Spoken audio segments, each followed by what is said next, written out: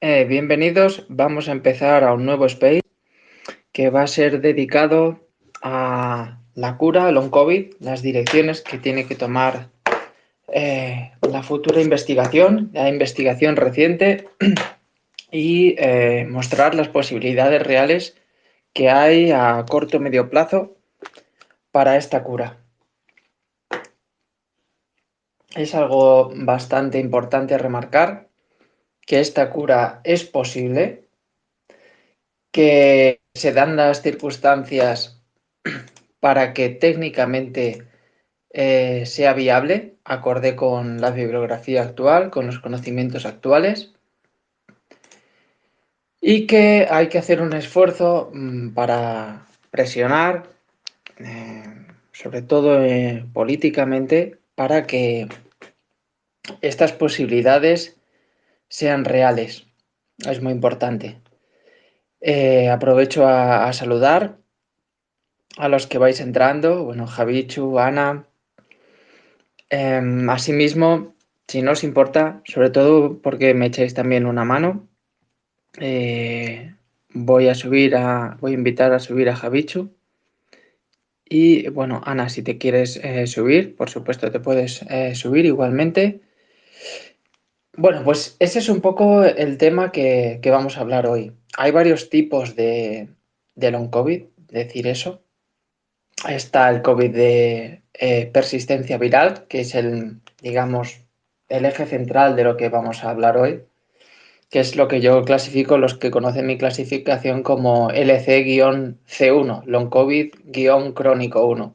También hay long COVID por vacuna, persistencia de spike intravascular, pero nos vamos a centrar en la persistencia viral. Bueno, confirmar, Javichu, que me oyes, que todo va bien. ¿Y yo a ti? A ver. Te oigo, yo te oigo perfecto. Ah, bueno, ahora soy yo el que no lo oye, perdona. Mira, estas cosas están bien. A ver ahora. A ver, hola, buenas No, tardes. ¿No un me oyes? momento.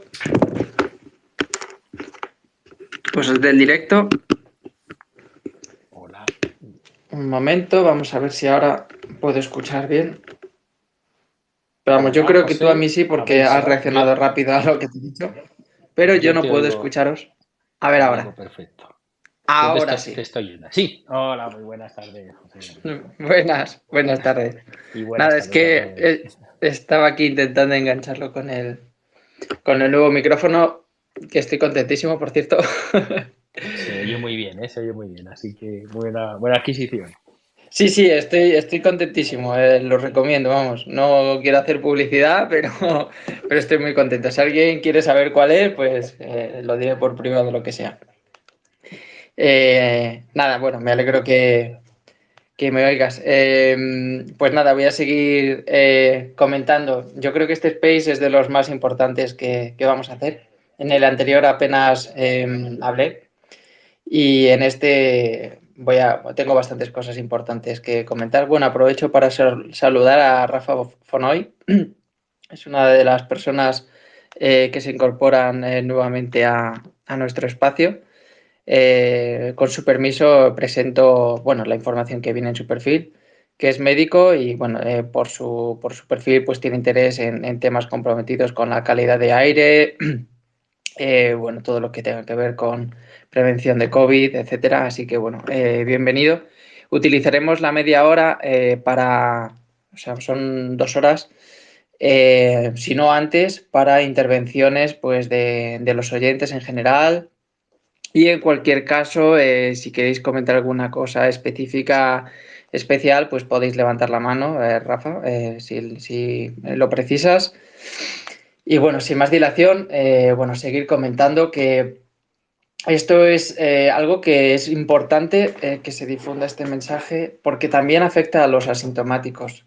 Es decir, la persistencia viral no solo afecta a la long COVID. La long COVID, pues ya se sabe que estadísticamente, grosso modo, afecta a un 10% de la población mundial, lo cual es bastante para no solo concienciar, sino también hacer presión, hacer fuerza. Ya insisto, políticamente es el 10% de los votos, etcétera, etcétera.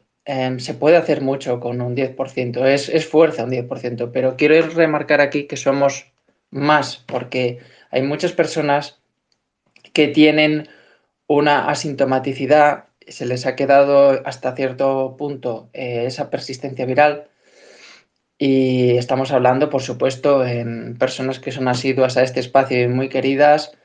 Bueno, Antonio, que pues reporta bastantes, lo que llamamos dentro del espacio de Twitter repentinitis, ¿no? Muertes súbitas e inesperadas mucho más de lo normal, inmunodeficiencias camufladas que normalmente pues, se asignan a otras enfermedades, se produce lo que se comete en inglés como el mislabeling, ¿no? Que es básicamente una asignación errónea, entonces bajan las estadísticas de cuál es la causa de esa enfermedad grave o ese ingreso, pues que no se etiqueta inicialmente como COVID, un aumento bastante severo de lesiones, que se ve, bueno, yo he visto hasta en la televisión que justifican que las lesiones son porque la gente después de la pandemia pues tiene muchas más ganas de ejercicio y como están deshabituados pues tienen más lesiones. Eh, sí, sí, etcétera. Carcinogénesis, personas que además incluso de primer contacto, pues lamentablemente pues que han desarrollado, se encontraron perfectamente, tuvieron la infección, se vacunaron, todo bien, todo asintomático y al año pues ya se empezó a encontrar progresivamente mal, hasta que ya tenía algo de disnea y síntomas de náuseas y se tuvo que hacer escáner y bueno, le vieron principios de tumoraciones difusas, casi prácticamente microtumoraciones difusas, vamos, carcinogénesis, y ya mirando más a fondo, SPECT, etcétera, pues microcoágulos por todas partes, ¿no?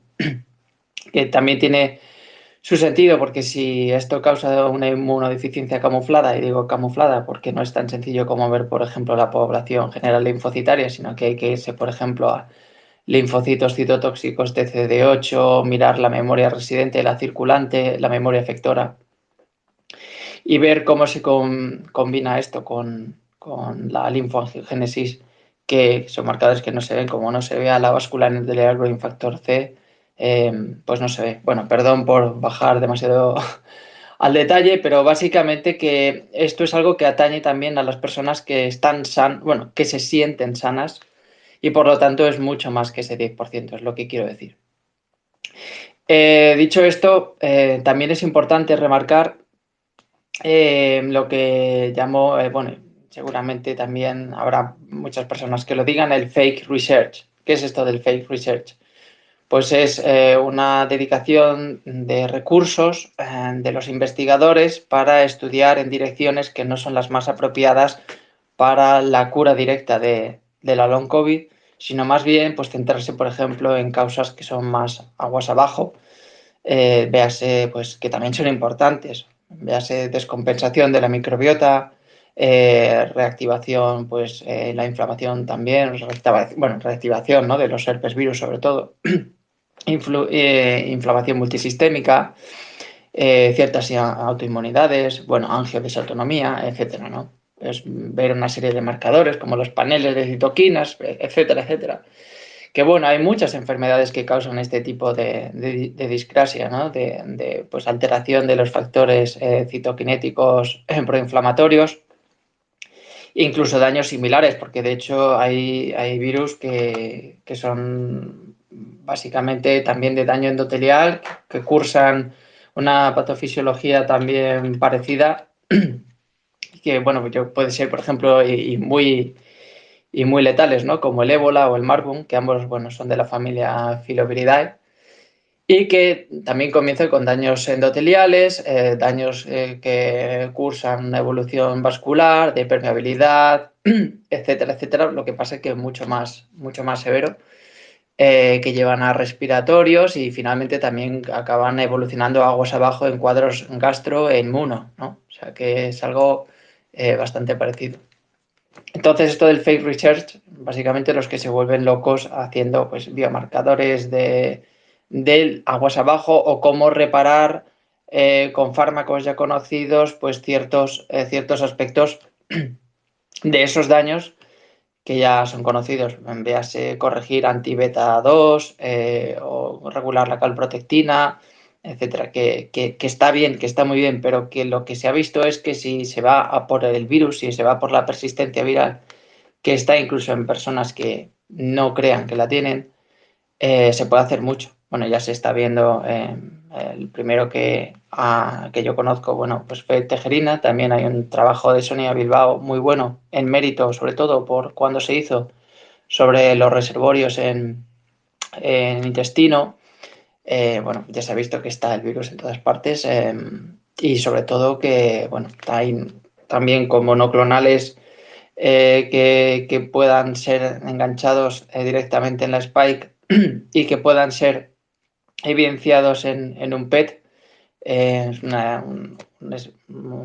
forma de monoclonales especiales, pues no sé si recordáis el mapa, que se ve pues tridimensionalmente cómo está el spike absolutamente por todas partes y por ende productores de spike muy posiblemente.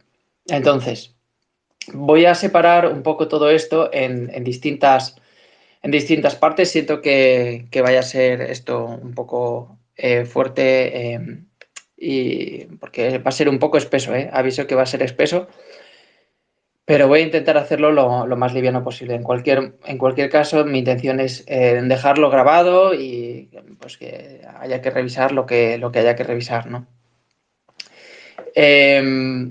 Voy a hablar sobre todo podría irme directamente a terapia celular, pues véase algo parecido como lo que se ha hecho, ¿no? Una hematopoietic stem cell transplantation, que viene a ser un trasplante de células madre hematopoyéticas de tipo autólogo, pues, por ejemplo, en lo que digo, en el SIDA, en el VIH, perdón, modificando el CCR5, pues se puede hacer que sean más inmunes a la entrada de infección por parte del VIH, ¿no? Entonces, se podría hacer algo parecido para, en nuestro caso, para el SARS-2, con la entrada tipo LFA1, etcétera, que no solo entra el virus por la típica vía de AC2 y la transmembrana proteíserina 2, ¿no? Tiene más formas. Entonces, bueno, voy a centrarme sobre todo, antes de ir a eso, no creo que sea en principio, en la primera línea, tan necesario irse tan lejos, porque lo que se ha visto cuando se aplica terapia antirretroviral efectiva es que los marcadores que estaban más afectados, tipo pues marcadores inmunológicos característicos, como puedan ser el sistema del complemento, el C3, el C4, lo que digo, el recuento de los citotóxicos, etcétera, se recuperan, se corrigen. Eso quiere decir que son buenas noticias, por así decirlo. Se puede controlar el proceso. Es decir, no sé si curarlo del todo, pero desde luego es la dirección en la que hay que ir para la cura. Véase cura, que no se tenga que estar constantemente con fármacos que sirvan para aliviar los síntomas, o tener cuidado con la dieta, cuidado con la lactosa, siempre y cuando no haya una intolerancia genética. Quiero decir, que haya un problema de permeabilidad, que libera calprotectina, etcétera, etcétera, ¿no? Que a medida que se va regenerando, se va mejorando la salud intestinal, pues la neuroinflamación tiene mucho que ver también, por eso indirectamente, o sea, no solo es acción directa. Entonces, lo que quiero decir con esto es que antes de irnos a intentar hacer inmunoregenerativa, modificando genéticamente o epigenéticamente los linfocitos u otro tipo de población inmunológica, vamos a ir directamente a terapias pues tipo antirretrovirales, policlonales, y con una serie de pautas que voy a dejar aquí.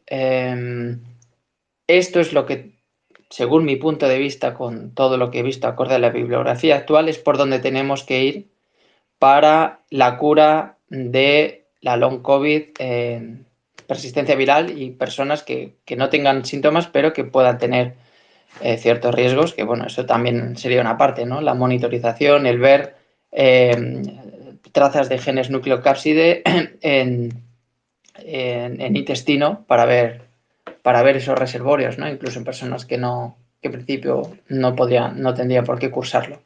Entonces, bueno, de las fake research que he comentado, ya he comentado eso, es importante, y creo que ahí hay la última reflexión que hago antes de entrar en materia es la importancia de organizarse en un poder político que pueda negociar cara a cara con pues, ser una especie de partido llave para poder negociar realmente los presupuestos que necesitamos y, sobre todo, porque el dinero no sirve de nada si está mal enfocado, las directrices para una investigación eficiente para realmente curar el problema.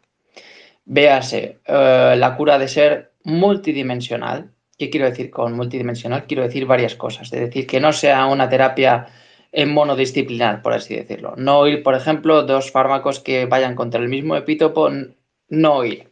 Que incluso en ese caso, si tienen distintas líneas cromocíticas, estaría bien. Véase, cuando digo líneas cromocíticas voy a intentar bajar el nivel un poco, perdonad. Pero es difícil porque sé que este space es de los más técnicos que vamos a hacer.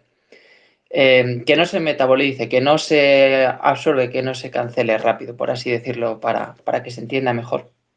Entonces, tienen que ser multiestratégicas. Véase, por ejemplo, la antiproteasa 3CL, muy importante, más que la Papain Like Pro, que es otra proteasa bastante importante que utiliza el virus, ya lo vamos a ver. Abordar estrategias directas al RNA viral y a su vez a distintas proteínas estructurales necesarias como puede ser el acople con la subunidad S1 de la spike o la fusión con la subunidad S2, que bueno, la S2 está más camuflada con las glicoproteínas, pero su mutabilidad es mucho menor porque las mutaciones son condicionantes a los dos brazos que tienen, porque es como unas hebras en la que no puede cambiar una sin la otra. Por lo tanto, la probabilidad, en vez de ser un número muy pequeñito epsilon, es epsilon cuadrado. Es decir, un número muy, muy, muy pequeñito. En vez de 0,1 es 0,001, por ejemplo. Eso hace que la S2 sea una estructura más estable y, por lo tanto, un buen target para diseñar la solución. Entonces, multiestratégicas, como he dicho, la 3CL, RNA viral, S1, S2, Papain Like Pro, multiepítopo. Esto quiere decir que dentro de, por ejemplo, la 3CL, que vaya a distintos puntos de la 3CL. Vamos a ver también, os voy a enseñar un mapa de la mutabilidad de la 3CL, porque es muy importante ir a aquellos que tengan resistencia a la mutación, dentro de que la 3CL muta bastante poco. Véase desde el SARS-1 hasta el SARS-2, por ejemplo, el nirmatrelvir, que es el principio activo del Paxlovid, apunta a dos direcciones. Una tiene una mutabilidad de nada, o sea, se conserva el 96% respecto al SARS-1 y el otro punto es el 100% conservada. Es decir, eso es inteligente. Eso es inteligente.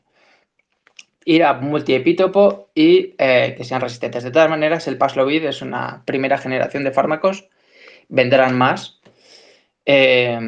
Tanto mejor cuanto más cumplan esta característica de multiepítopo, que tengan muchos targets y que al mismo tiempo muten muy poco, que sean multimetabólicas, tercero, porque he dicho uno, multiestratégica, dos, multiepítopo, tres, multimetabólicas. Todo esto os lo estoy contando porque es importante a la hora de exigir,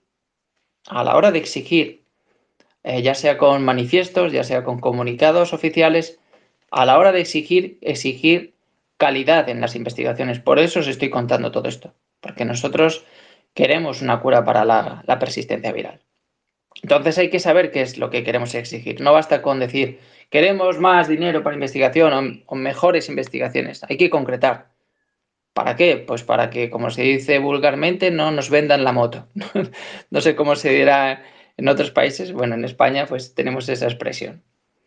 Entonces, multimetabólicas. Es decir, que no vayan por la misma línea cromocitaria o cromocítica. Más cosas. Bueno, voy a poner un ejemplo de estas tres, un plan que a mí me parece hasta ahora bastante bueno.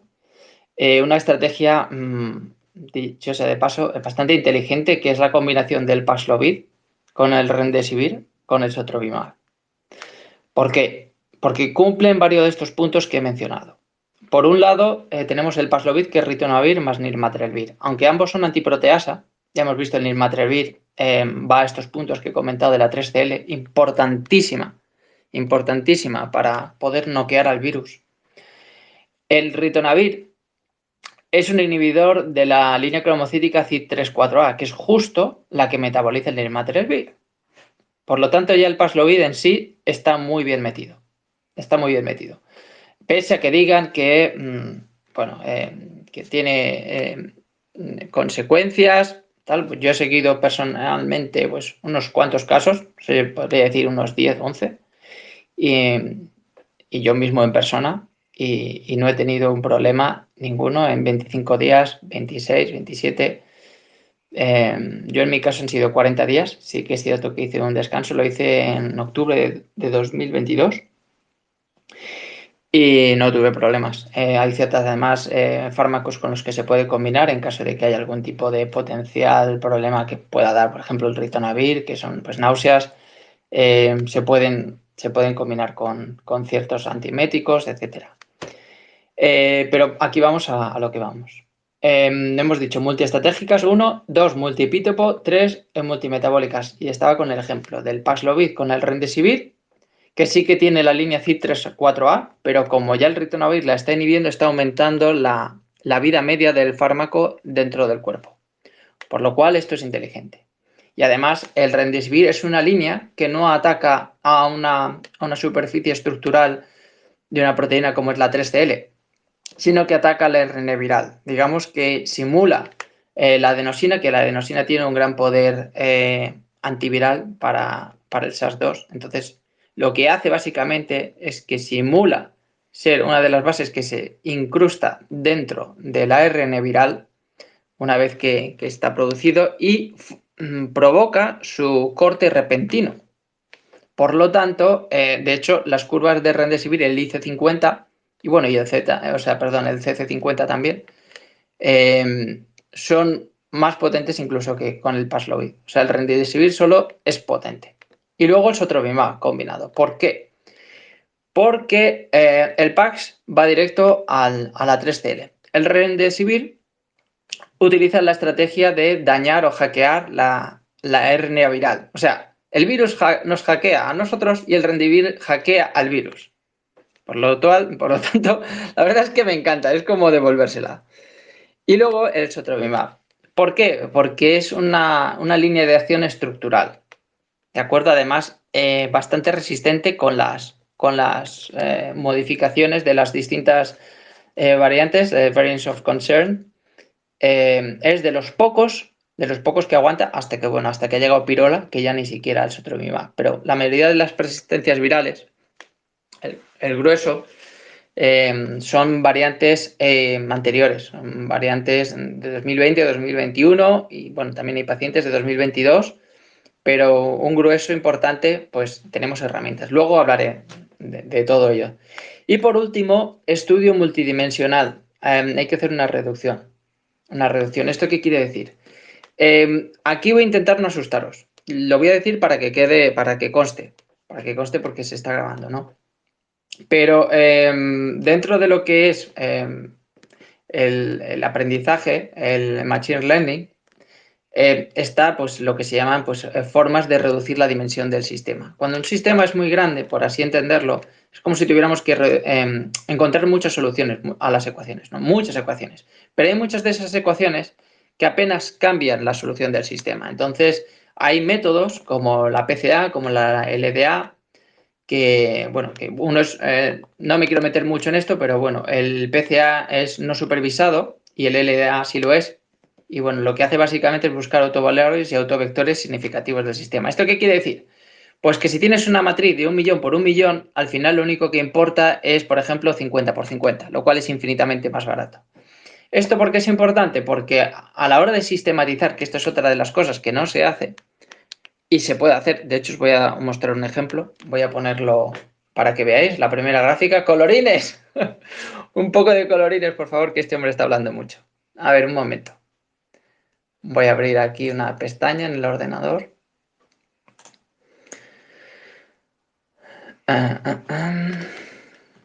Vale, os voy a poner una gráfica que quiero que veáis.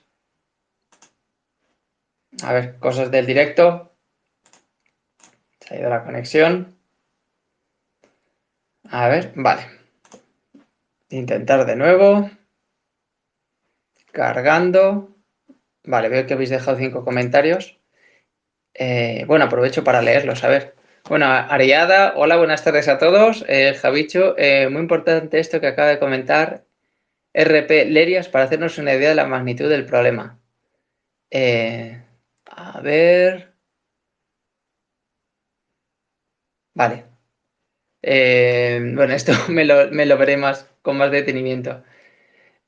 También Javichu, que comenta que proponía una conferencia para organizarse. Es cierto, lo escuché. Además, es que es curioso esto porque lo hemos hablado algunas que otras veces y justo pues ayer lo dijeron, o sea, que esto estaba a punto de caramelo, que además en los Space en inglés pues alguna que otra vez le he comentado que es muy importante organizarse, porque es que además se piensa que lo típico, que esto es 1000, y lo segundo, que esto pues se queda estable. No, señor, esto no se queda estable. Los cuadros no curados empeoran por varias razones. Primero, porque aumenta las variaciones in vivo, porque hay una cosa que se llama escape in vivo. Quiero comentar que hay mutaciones in vivo, es decir, a medida que una persona con long COVID de persistencia viral sigue durante un tiempo T, a medida que aumente ese tiempo T, aumentan micromutaciones, pequeñas mutaciones, y al final lo que estamos haciendo es aumentar las subvariantes dentro de nuestro cuerpo. Es decir, no tenemos una única versión del virus, sino que esta versión potencialmente, y bueno, es que por decir potencial entre comillas, porque va aumentando. Es decir, los ensayos, un buen ensayo, por ejemplo, un estudio de Van Blargan con policlonales, intentando acabar con el SARS-2, estaba muy bien porque hacía primero in vitro y después in vivo. Es muy importante hacerlo de distintos modos porque los resultados son completamente dispares. ¿Por qué?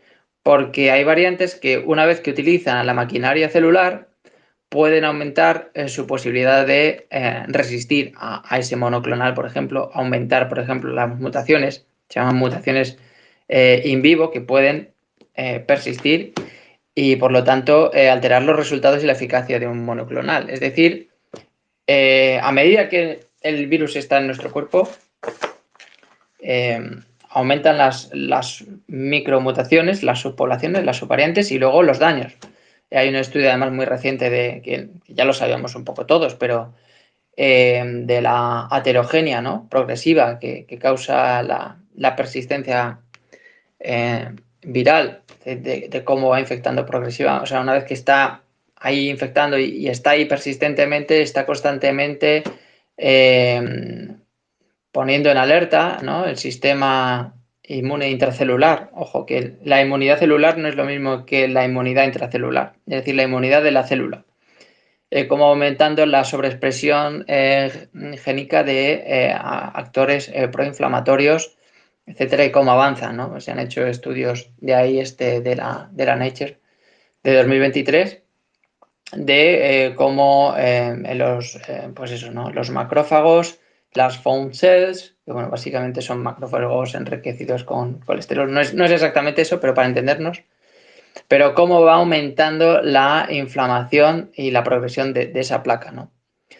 Entonces, lo que quiero decir con esto es que la persistencia no es estable y que va empeorando y que el tiempo corre. Es decir, podemos mejorar, pero también podemos empeorar. Las dos cosas. Por lo tanto, hay que ponerse las pilas, básicamente, además de lo hablado de las personas que vayan desarrollando carcinogénesis, etcétera. Entonces, bueno, iba a poneros una gráfica. Vamos a ver.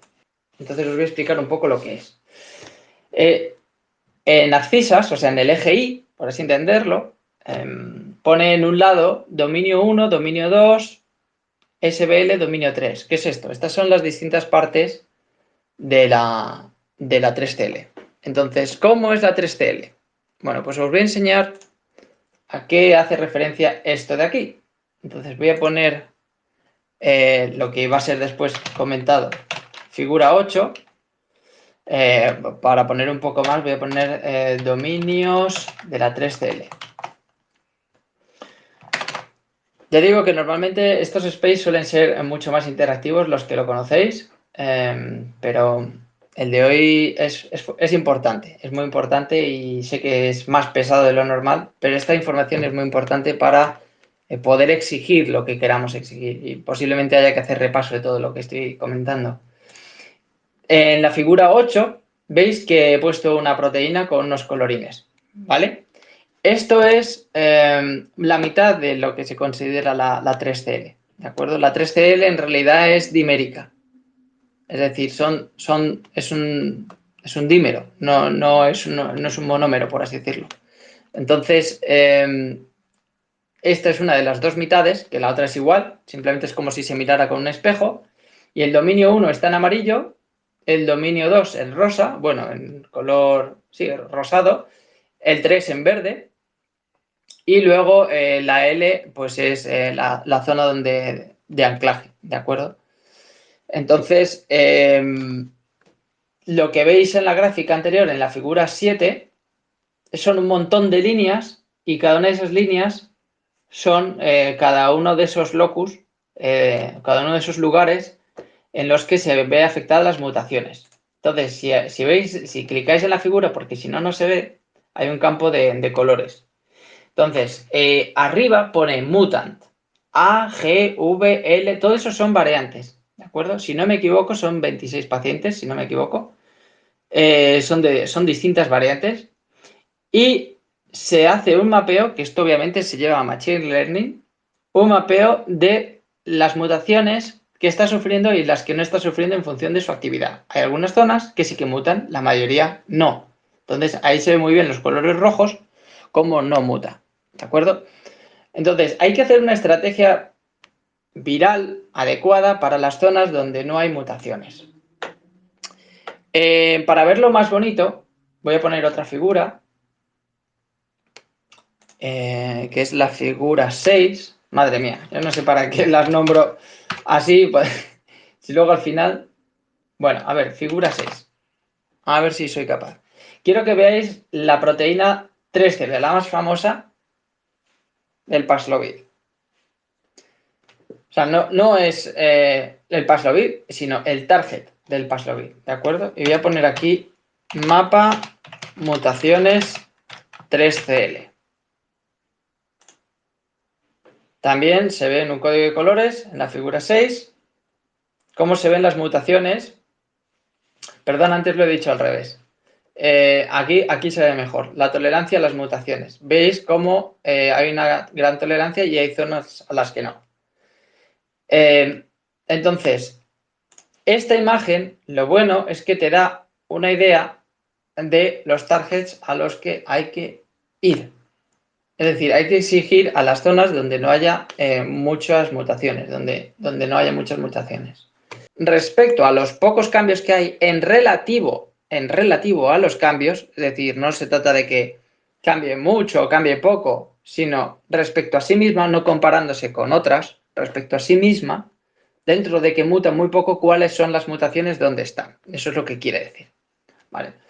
Entonces, bueno, ahí la tenéis en todo su esplendor. Como lo dije, veis que es un espejo, ¿no? En las zonas de arriba, pues se ven las zonas 1, en la zona de abajo se ve la zona 3, se ve relativamente bien, bueno, dentro de lo que cabe.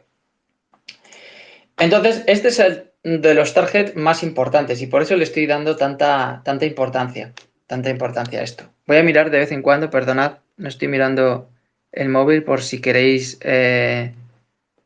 vale, comentar alguna cosa. Voy a hacer pequeños parones para ver si hay algo. Bueno, aprovecho para saludar a Guti, que está aquí, que va a comentaros también después una sección sobre, si no me equivoco, sobre el Temilimab, pero lo aclarará ahora ella. Y bueno, pues esto es un poco la cosa, que hay que hacer una investigación que vaya de calidad contra todo esto que os estoy comentando. Si las dimensiones del sistema fueran muy grandes, bueno, pues ya utilizaríamos una cosa que solamente voy a mencionar, que es la T-Distributed Stochastic Neighbor Embedding, que bueno, esto es para hacer análisis no lineales, y esto es un locurón. Pero lo que quiero decir es que tenemos las herramientas, existen las herramientas para hacer un trabajo de mucha calidad. Bueno, ya he mencionado un poco la 3CL, también se la llama MainPro, ¿vale? De hecho, bueno, el nombre es quimotripsina, porque en inglés es 3 quimotripsin-like cysteine proteasa, ¿vale? Y bueno, la PL, que es la otra, la PL es papain-like proteasa. Ya digo, la 3CL, el resumen es que es bastante importante, que tiene muchos targets posibles, que tiene hasta 11 clivajes. Clivajes quiere decir sitios donde se corta el ARN. Imaginaos que se produce el ARN viral, ¿no? Pero eso en sí mismo no infecta, porque es un montón de ARN que por sí mismo es inútil para infectar. Lo que pasa es que es necesario cortarlo en ciertos sitios, como si fuera un cuchillo. Y eso es lo que hace la 3CL. Entonces, tiene 11 clivajes. La PL Pro también veremos que hace clivajes en el virus, pero normalmente, o sea, no tiene un número determinado de clivajes porque también ataca a las proteínas del host, de la propia célula. Entonces, no es tan sencillo. Esto también os voy a poner una figura para que lo veáis, porque así se entiende un poquito mejor, que es la figura 1.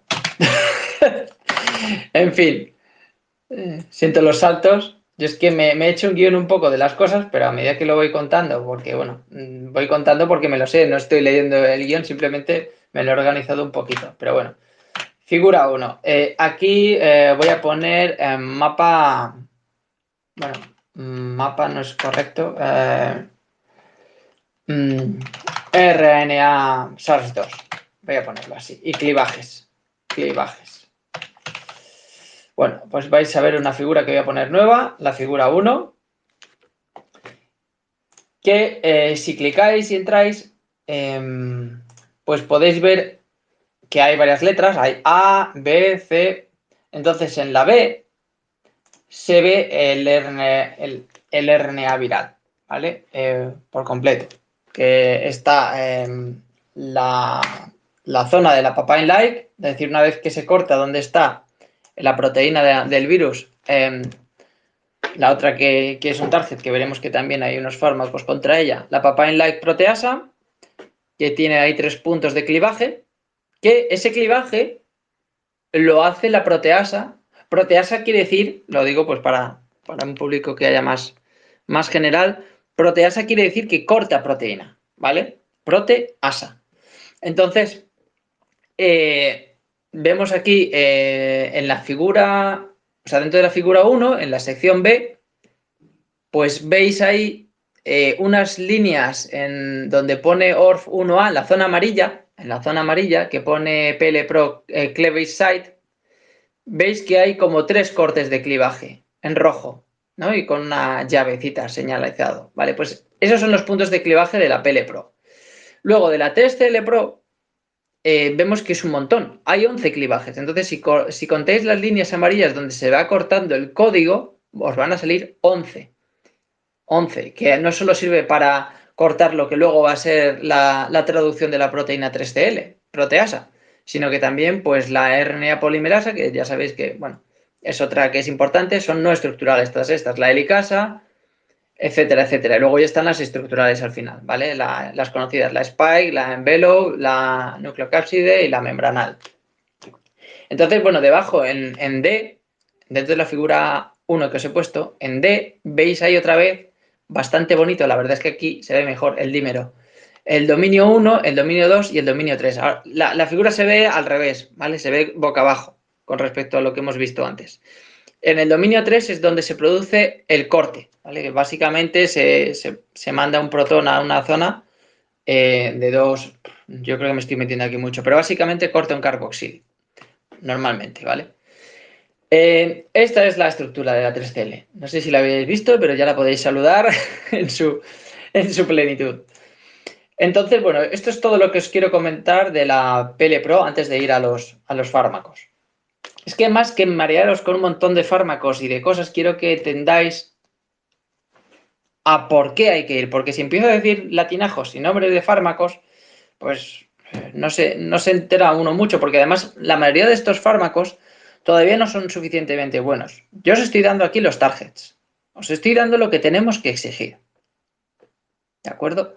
Entonces, esto es más importante, que os diga que pues el Paxlovid, según no sé quién, ha ido mejor y el otro ha dicho que algo peor. Eso es el ABC. Eso ya lo tenemos por todas partes. Eso abunda mucho en Twitter y en todos los lados. Entonces, aquí voy, sé que es más duro, pero es lo que tenemos que exigir.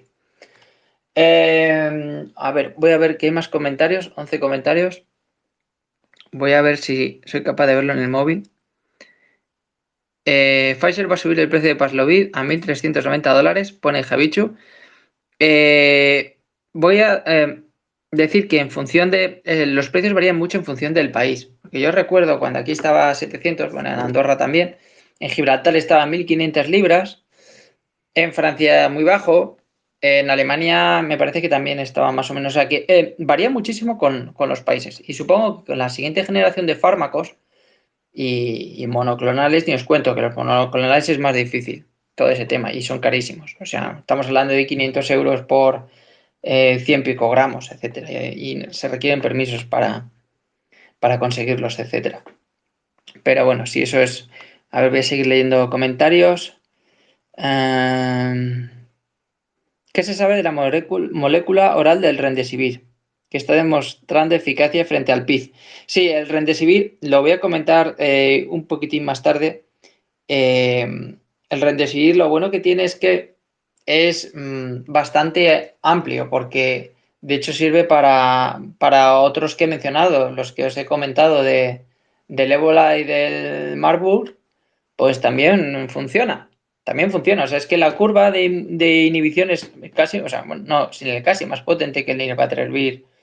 Y es por ese mecanismo que tiene de acción. O sea, si se entiende lo que estamos haciendo y por qué podemos exigir la siguiente generación de fármacos. Porque ninguno de los que hay ahora no creo que nos vaya a curar completamente. O sea, tengo bastantes, dentro de lo que cabe, esperanzas con este combo que os digo de Pax más otro más Rende. Pero todo se andará, todo se andará. Bueno, ya si eso, pues lo comento un poco, lo del rende. Tampoco hay mucho que comentar al respecto, pero bueno, se puede decir básicamente lo que os he dicho, ¿no? De la adenosina y que hackea un poco la longitud de esa cadena ARN del virus.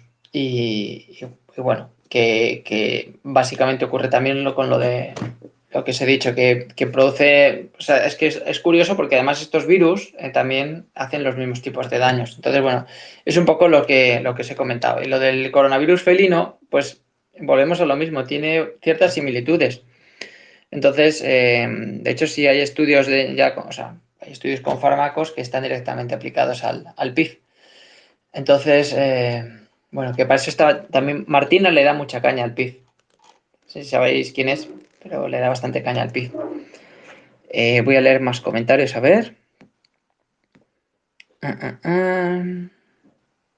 Xiongui va a sacar otro antiviral. Sí, creo que sí. No sé si es... No, o sea, no estoy seguro del todo, pero creo que es el Rey 2000, o sea, 1216, que es otro inhibidor de la 3CL. No estoy seguro, pero creo que Xiongui creo que ese es el que va a sacar. Bueno, Puri, buenas tardes a todos. Y luego mis comentarios. Vale, sigo. Bueno, esto es un poco todo lo que quería decir. Ahora me voy a saltar a la PL Pro. La PL Pro tiene ciertos inconvenientes. Entonces, cuando vayamos a exigir qué es lo que queremos, la PL Pro, a ver, tiene también sus dominios, tiene más dominios, pero el problema es no solo que tiene menos clivajes en el virus, porque bueno, eso no es un motivo. De hecho, hay estudios y hay ensayos clínicos con antiproteasa para la PL Pro, para la cura de la long COVID, ¿no? Para acabar con la persistencia viral. Que por cierto, otra cosa que no he mencionado, incluso las personas que se han aplicado, que ahí yo me incluyo, una tanda larga con Paxlovid, como ya probablemente sabéis, se produce una recidiva. De hecho, bueno, yo hablo bastante, estuve siguiendo también el caso de Selin, que es otra persona que está bastante aquí en Twitter. Hay una recidiva, pero generalmente si se ha hecho bien, no se vuelve al mismo punto anterior. De todas maneras, si no es imprescindible, o sea, si no es imprescindible, yo diría de no aventurarse en probar con un fármaco aislado porque hay desarrollo de mutaciones incluido frente al Paxlovid, que supongo que eso ya también estaréis al tanto de ello. Todo esto pues lo podéis buscar en publicaciones. Entonces, pero es importante decir que muchos de, bueno, algunos de nosotros, alguna persona que incluso está aquí, ha tenido una mejoría importante. O sea, de estar 7 meses en cama, o sea, estar desde 2020 mal, pero después empeorar súbitamente, lo que os digo, que esto puede empeorar, no tiene por qué ser forzosamente una reinfección, aunque también. Y gracias a esto salir de la cama. Estuvo 7 meses en cama. Es decir, no ha vuelto al mismo punto, ha vuelto a empeorar, pero puede hacer actividades que antes no podría hacer ni de broma. Incluso tener días más o menos normales. Es decir, la carga viral bajándola importa. Baja la inflamación intestinal, aumenta la tolerancia a ciertos, incluso a ciertos alimentos, que se piensa que algo es crónico y es crónico, pues que tienes un problema con el gluten y ya lo tienes para toda la vida, pero no es tan sencillo todo esto porque tiene que ver también con la permeabilidad intestinal, etcétera, etcétera, etcétera. Entonces, en bajar la carga viral mejora bastante. Incluso ya digo, en caso de proaterogenia, carcinogenia, etcétera, puede ser bastante importante. Tenemos que reclamar y tener mucha fuerza en esto que exigimos. Más cuestiones. El GC376 es tipo pancoronavirus también. Tiene una potencia en vivo del coronavirus felino, que lo quiero comentar, Ana, el tema este, que bueno, también tiene potencia contra la 3CL, pero bueno, pues tiene esa potencia. Tiene 0.03 micras micromoles. Lo que pasa que, ojo, estos resultados son in vitro. Ya digo que no es lo mismo que esto. Los estudios que no me convencen que es que no ponen la diferencia entre el in vivo o no hacen el in vivo o no mencionan que por lo menos en las conclusiones puede ser importante la diferencia entre el in vitro y el in vivo. Y es importante. Pero vamos, que funciona en general el GC376. Y luego hay algunos, como el 11A y el 11B, que esto es lo que yo no quería mucho, ¿no? Volveros loco con un montón de nombres, porque pues esto funciona hoy y mañana ya veremos. Pero bueno, que también tienen una potencia bastante importante. No sé si he puesto la figura 9, si no la pongo, pero os voy a... Las figuras que estoy poniendo yo creo que son significativas. Había muchas cosas, pero he intentado al mismo tiempo dar una información muy bestia, pero al mismo tiempo no volveros locos, lo cual es un poco difícil. A ver si soy capaz. Entonces voy a poner la figura 9, que es una tabla con estas estructuras que también van contra la 3CL. Figura 9. Vale, ahí está, la figura 9. Entonces ahí veis un poco la potencia. Me he centrado, como veis, en las que sean contra la versión de la 3CL del SARS-CoV-2, porque muchas también se intenta aprovechar de la SARS-CoV-1, que no es que esté mal, ojo, porque estoy hablando que la mutabilidad de la proteína en sí no es muy grande, por lo tanto, muchos de esos targets de la CoV-1 nos puede valer para la CoV-2. ¿Lo entendéis, no? ¿Entendéis eso? Entonces, esto es también lo que tenemos que exigir. Aquí tenéis una tabla de cosas que podéis exigir. Entonces, son estructuras que tienen resultados prometedores, tienen resultados muy buenos. O sea, para que os hagáis una idea relativa, el nirmatrelvir tiene 0,5 micromoles. Y aquí estamos hablando de 0,05. Cuanto más bajo es, mejor. O sea, para entender esto es la cantidad necesaria que necesitas para que tu eficacia sea el 50%. Es decir, por ejemplo, el CC50 es que te cepilles a la mitad de las células, para entenderlo. Es decir, cuanto más potente es el principio activo, menos cantidad necesitas de ese principio activo para cepillarte al 50% de las células. Eso es el CC50, para entenderlo un poco. Y esto, el IC50, pues habla pues relacionado a la inhibición. La inhibición, en este caso, pues de la proteasa 3CL. Entonces vemos la 11A, la 11B y la que he comentado es la GC376. Aquí tenéis unas buenas cosas para exigir, pero vemos cosas mucho, o sea, muy potentes. Aquí tenemos del COP1, no sé si lo veis abajo. Son 4 milésimas de micromol, es decir, 4 nanomoles. Eso es una burrada. Eso es una burrada. Entonces, ¿por qué están mirando todavía? Parece que a los pacientes les sienta mal el frío cuando corren. O sea, oigan, por favor, no malgasten el dinero de los impuestos en eso. Vayan por aquí. Eso es lo que hay que negociar. ¿Qué pasa? Esto es una opinión personal. El negocio es la cronicidad. Es decir, fármacos que controlen tus síntomas. No fármacos que te curen. ¿Se entiende eso? El negocio no está en la salud, el negocio está en la enfermedad. Entonces, esta tabla os puede servir. O sea, todas estas tablas son importantes. Esta es la figura 9. Estructuras anti-3CL. Bluebird, ¿piensas que las variantes que vendrán como pirola provocarán persistencia viral? Es una muy buena pregunta, porque se está viendo que está aumentando otra vez la incidencia. Es decir, es una falacia el hecho de que todos los cambios que vayan a venir van a ser cambios para una mayor transmisibilidad, pero una menor severidad. No es así. No es así. Entonces, es buena pregunta. Bueno, voy a ir subiendo a Gutis Naucha para que esté ahí ya preparada para su sección. Voy a hablar 15 minutos más, Guti, más o menos, ¿vale? Y te lo dejo a ti. ¿Te parece bien? Está bien, José, no hay problema. Vale, muy bien, perfecto. Oye, por cierto, aprovecho para decir, al final, ¿de qué nos vas a hablar para avanzar Bueno, como habías dicho tú, sobre lo que se sabe hasta el momento de Temelimab. El tema tuyo es bien largo y bastante complicado de explicar para que Sí, sí, lo sí. entiendan, para poder llegar. Sí, sí, es complejo, pero ya digo que como está grabado, por lo menos dejar constancia de todo ello. Pero bueno, entiendo que.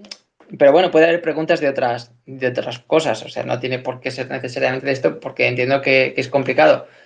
Pero bueno, todo esto es bastante importante. Tenemos que reclamar todo esto y organizarnos para todo ello. Bueno, pues sigo entonces.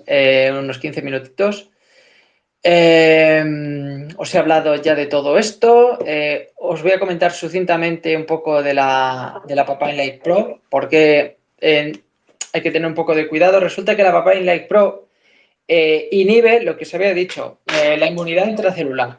Hay varias formas de inmunidad intracelular también, no solo hay inmunidad del cuerpo, es como si la célula fuera un organismo en sí mismo, ¿no? Entonces, tiene su propio sistema inmune. Entonces, normalmente el cuerpo tiene mecanismos para reaccionar. Lo que pasa es que si reaccionan todos estos mecanismos, se produce una respuesta aún mucho más inflamatoria. Y curiosamente, la PLPRO lo que hace aquí es algo que en principio beneficia al paciente, bueno, al paciente, al sufridor, que es que modula esa hiperinflamación. O sea, si ya de por sí sabemos la tormenta de citoquinas, todo lo bestia que es, no os quiero ni contar si inhibimos incorrectamente la proteína viral PLEPRO, porque lo que está haciendo es inhibir respuestas aún más exageradas para que la célula se defienda. ¿Por qué? Os preguntaréis. Porque si es demasiado excesiva, la célula se destruye y por lo tanto el virus no cumple su función. O sea, al final todo esto va de lo que le va bien al virus, no de lo que le va bien a la persona. Pero en este caso, los inhibidores de la PLPro que se están diseñando, yo no sé si han tenido ese punto en cuenta. Entonces yo por eso le doy tanto énfasis a la 3CL. Esto no significa que no haya que investigar, es otra herramienta que tenemos, un anti-PLPro.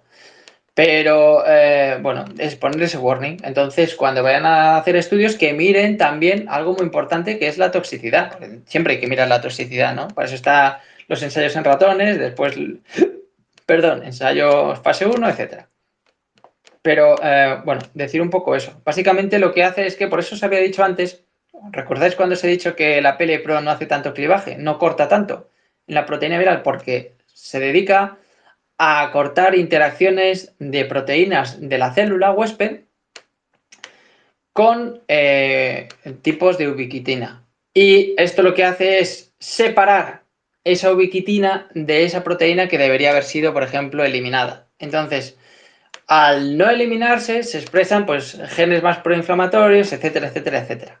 Eso es un poco lo que ocurre. Entonces, al final, no sé hasta qué punto es bueno. Lo que sería bueno es apuntar a ciertos puntos de esa PLPro. ¿Vale? Pero vamos, yo soy más, ahora entendéis por qué soy más abanderado de ir directamente a la 3CL. Pero bueno, es otra herramienta que tenemos aquí. Así que lo que pasa es que, bueno, básicamente inhibe la ubiquinización, la ubiquination, ¿no? En inglés. Hay algunos fármacos en este aspecto, pues la isotretionina y la epsilene, que tienen, bueno, números de, voy a poner aquí los números de los ensayos clínicos. La isotretionina no le hagáis mucho caso porque no he visto resultados, pone que fase 3 y que está desde 2020. La epsilene me gusta más porque es randomizado, es doble ciego, controlado con placebo, dosis progresiva en rampa, lo cual eso a mí me gusta mucho porque muchas veces se puede ver el efecto con esa dosis progresiva y al mismo tiempo se puede ver la reacción adversa un poco antes de tiempo y eso es muy importante cuando ya estás pasando a fase 1, fase 2, etcétera. Y multicentro, o sea, con una población N mayor que 1000, o sea, es una pasada. Entonces el Epsilon, voy a poner directamente, yo creo que el Epsilon, voy a poner la URL del Epsilon. Sí, a ver. Anti-PLPro, Epsilon. Y la URL de, bueno, de clinicaltrials.gov, ¿vale? Del ensayo.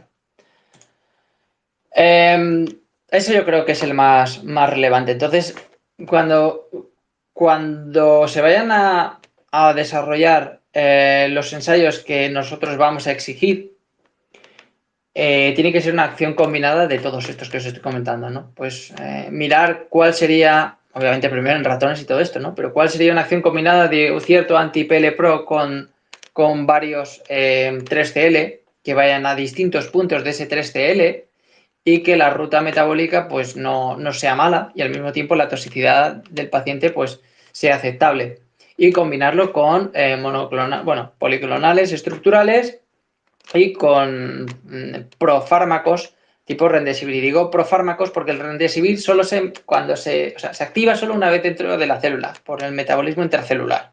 Entonces cuando tiene la forma activa de la adenosina-like, por así decirlo, y es entonces cuando surte efecto. Entonces, veis el combo, ¿no? Veis que ya podemos diseñar líneas estratégicas que no se han ensayado hasta ahora. Por eso cuando veo todavía, en pleno 2023, que todavía estaba Kiko Iwasaki haciendo pues, lo del Paxlovid a secas, con unos cuantos pacientes, me da un poco de... Intento ser respetuoso, ¿no? Pero me da un poco de, vergüenza, un poco de lástima, porque se puede hacer mucho, mucho, mucho más. Y yo no sé si es porque no están muy bien informados o porque es un poco lo que hablo de la pantomima, un poco del fake research, no lo sé. No me meto, pero desde luego, como estáis viendo, se puede hacer muchísimo más. Tenemos que exigir pedir todo esto. Bueno, he comentado antes, dentro de la anti-3CL, además del Paxlovid, que ya os he dicho que tiene 0,5 micromoles, el Rey en 2016, o sea, 2016, 12-16, perdón, que también es un inhibidor de la 3CL, del COP2, no del COP1, del COP2. Y bueno, la empresa, por si la queréis echar un ojo, pues es Guangdong. Bueno, la pongo, porque si os digo el nombre... A ver, voy a poner directamente esto. Voy a poner todo, porque además está publicado el ensayo en fase 2 en The Lancet. O sea, el Lancet, ya sabéis qué revista es, y si no, os lo digo, es de las mejores que hay, sobre todo en neumo, es de las mejores que hay. A ver. Ahí está, ahí os lo he puesto, no sé si lo podéis ver. El Rey 12-16 y es de amplio espectro, lo cual pues también es lo que queremos, que sirva para varias zonas al mismo tiempo. E incluso pues varias variants of concern. Respecto a las variants of concern, me voy a centrar ahora cuando hable de los policlonales, que básicamente es lo último que voy a decir. O sea, hay muchas más cosas, pero es que no nos vamos a volver locos.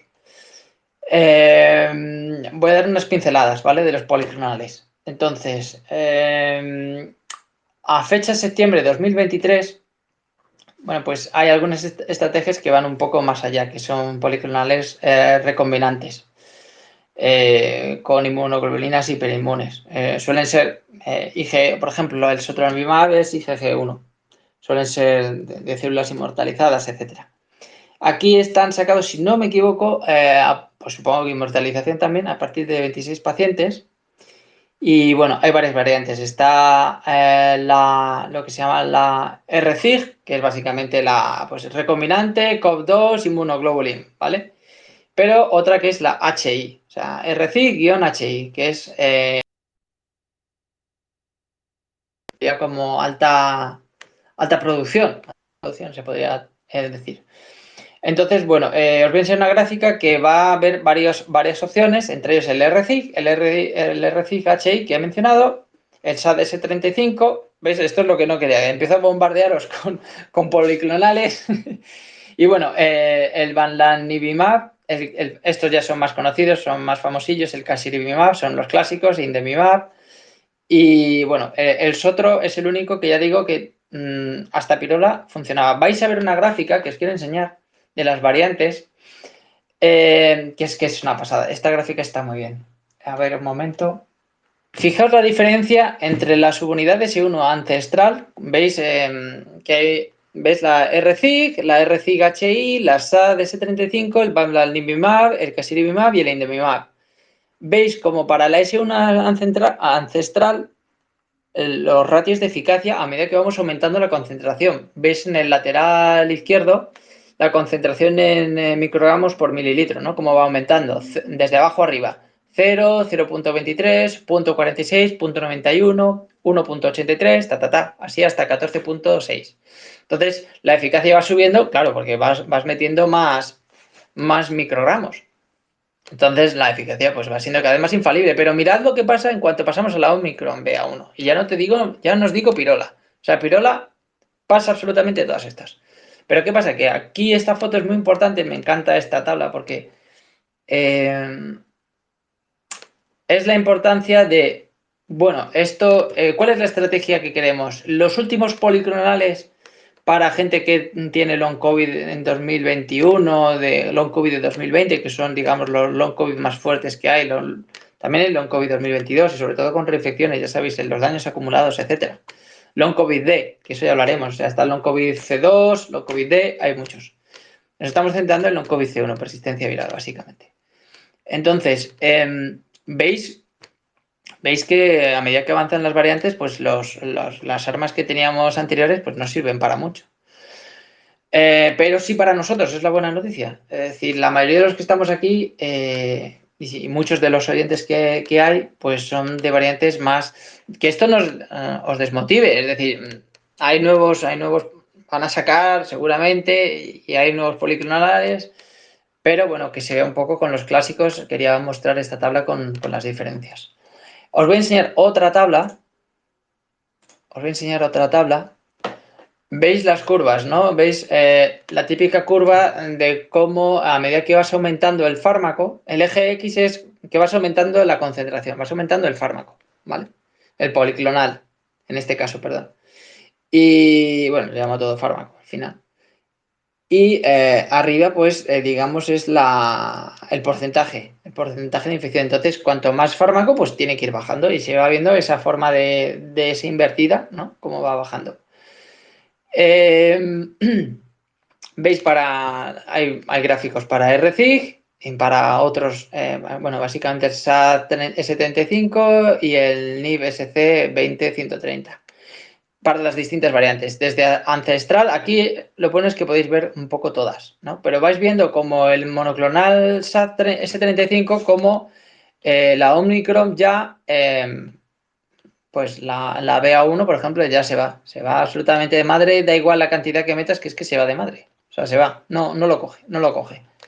Pero, bueno, la ancestral y las primeras variantes, pues responden bastante bien. Entonces, podemos hacer aquí, es lo que os decía, un abordaje policlonal, un montón de monoclonales distintos que van con targets distintos de distintas partes que se sabe que son más estables. O sea, dentro de la RBD de las unidades S1, pues sí, es menos estable, pero hay zonas que todavía son muy estables y son muy importantes porque es la primera en línea de unión con la célula huésped. Entonces, con todas estas cosas que os he contado, yo creo que ya tenéis suficiente para tener un abordaje eficaz, para poder exigir un abordaje realmente que sea eficaz. Y para daros un poco más de esperanza a los que son, digamos, digamos, long COVID desde hace, pues eso, 2021, etcétera, quiero mostraros una tabla con un montón de monoclonales, Estos de Van Blargan trabajan muy bien, porque los de Van Blargan sí que tienen en cuenta la diferencia entre in vitro, in vivo, la inmunidad de escape, sí que tienen en cuenta todo eso. Entonces, en la tabla que os he puesto, ahí va, no he puesto figura, no he puesto nombre de la figura, bueno, era para mí la figura 12. Es una tabla que veis que tiene muchos valores, es una Excel con muchos rojos. Veis muchos rojos ahí, ¿no? Entonces, todo eso son monoclonales para distintos experimentos.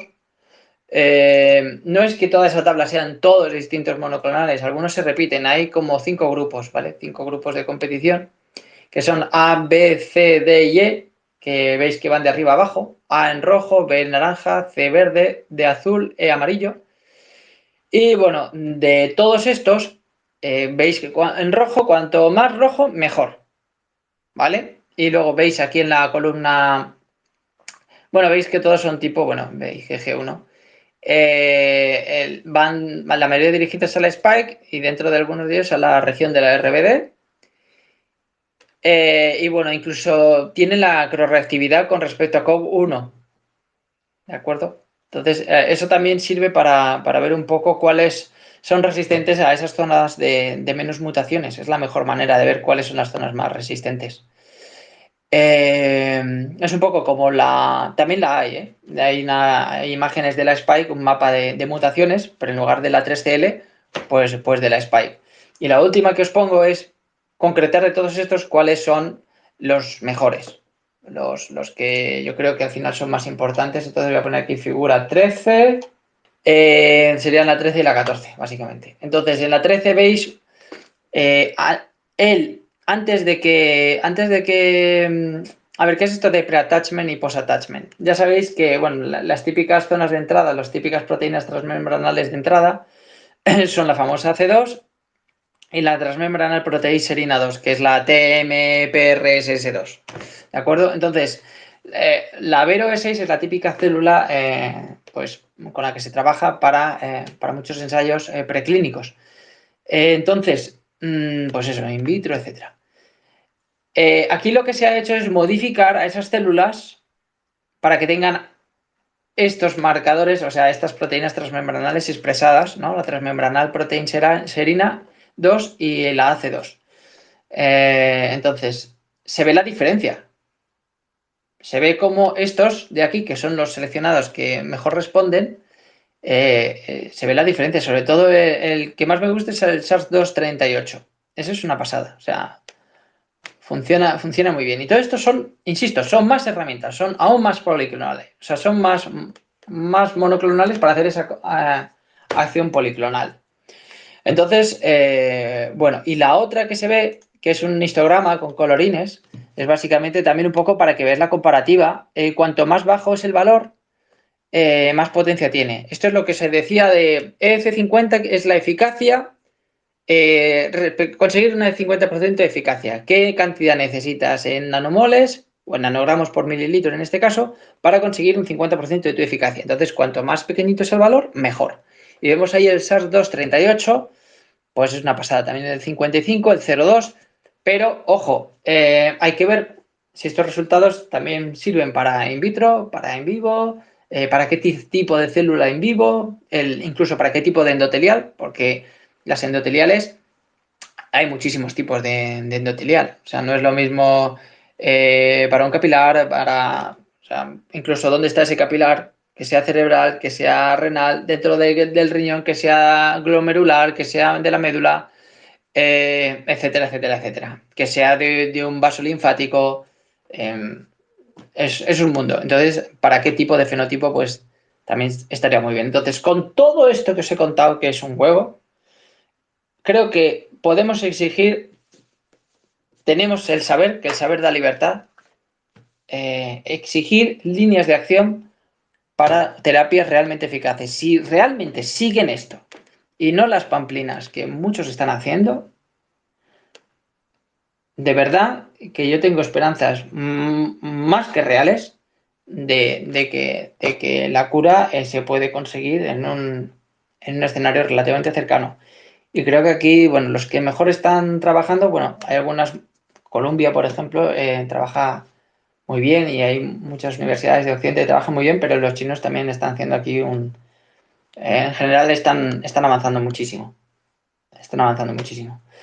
Y nada, hasta aquí mi parte. Espero que os haya sido interesante, que hayáis podido más o menos seguirlo. Normalmente son mucho más livianas. No quiero asustar a los que vienen por primera vez. Y más agradables y se puede interactuar más. Pero bueno, esta ha sido bastante fuerte. Pero bueno, creo que nos va a ser de utilidad a todos si sabemos usar todas estas herramientas para exigir lo que necesitamos. Guti, ¿sigues por ahí? Espero no haberte dormido. No, por acá estoy. Vale, vale. José, tengo una pregunta para ti. No, no es pregunta. No sé si podemos aclarar eso. Dime.